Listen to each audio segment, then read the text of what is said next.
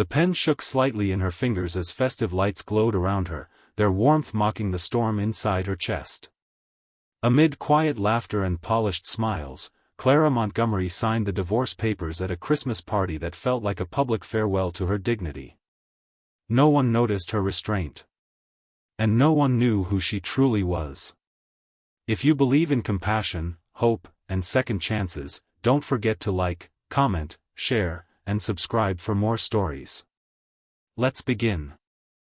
The Christmas party glowed with carefully staged elegance, the kind designed to reassure everyone present that nothing here ever truly fell apart.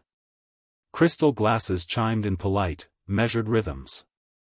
Holiday music floated gently beneath the hum of conversation, and warm lights reflected off polished marble floors like a promise of permanence. At the center of the room stood Clara Montgomery, holding a pen that felt far heavier than its slender shape suggested.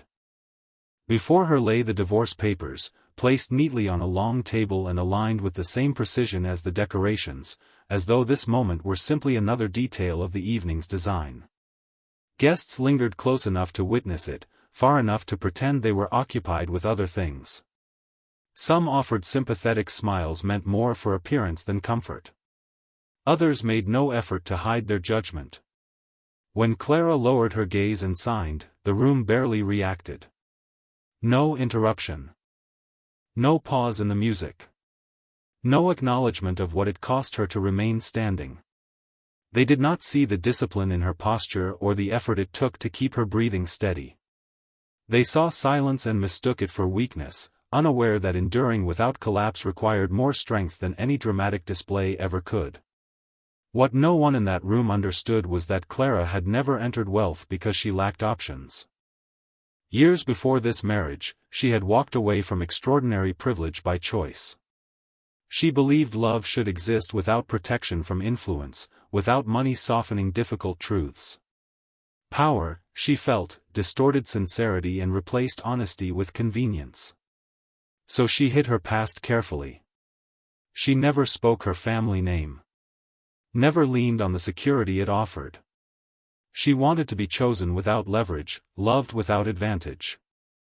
Over time, however, the marriage asked her to compromise more than she expected, to shrink quietly in exchange for comfort and approval. As the pen left the paper, pain settled deep in her chest, but beneath it came something steadier. Clarity. This was not defeat. It was release. The marriage had not ended suddenly, it had slowly eroded her sense of self. Tonight marked the moment she stopped shrinking to survive. Around her, laughter resumed and glasses refilled, unaware that the woman they judged had already stepped beyond their reach. The shift came quietly, almost imperceptibly at first. Conversations softened. Laughter thinned. A subtle tension moved through the room when a man entered without announcement or display. He wore nothing extravagant, yet his presence carried weight. Guests straightened instinctively, unsure why they suddenly felt exposed. He crossed the room with calm certainty and stopped beside Clara, resting a gentle hand on her shoulder. The silence that followed spoke louder than any introduction. Some guests recognized him instantly. Others only felt the authority in the air without understanding its source. In that single, unspoken moment, the truth revealed itself.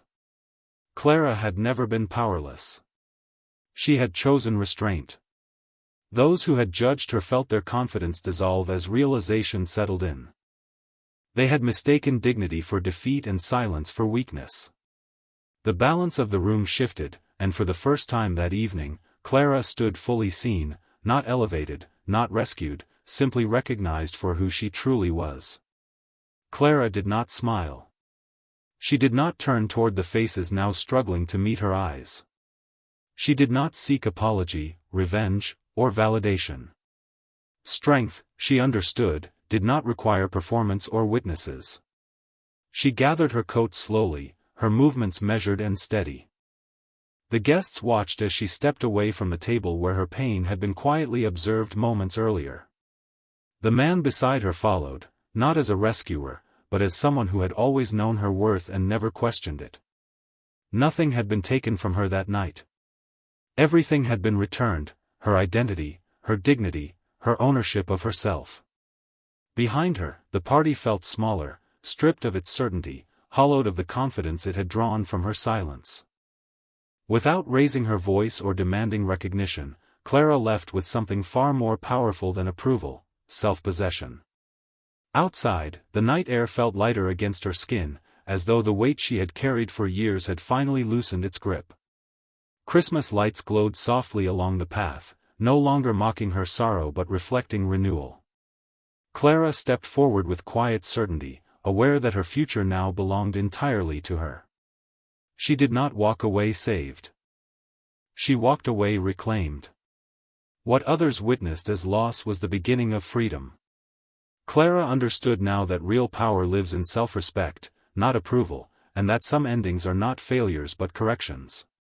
As she moved into the night, she carried no bitterness, only clarity. The chapter she closed had taught her who she was not. The one ahead would be written by choice alone. And in that stillness, she realized a simple truth: the quietest endings often open the strongest, most enduring beginnings.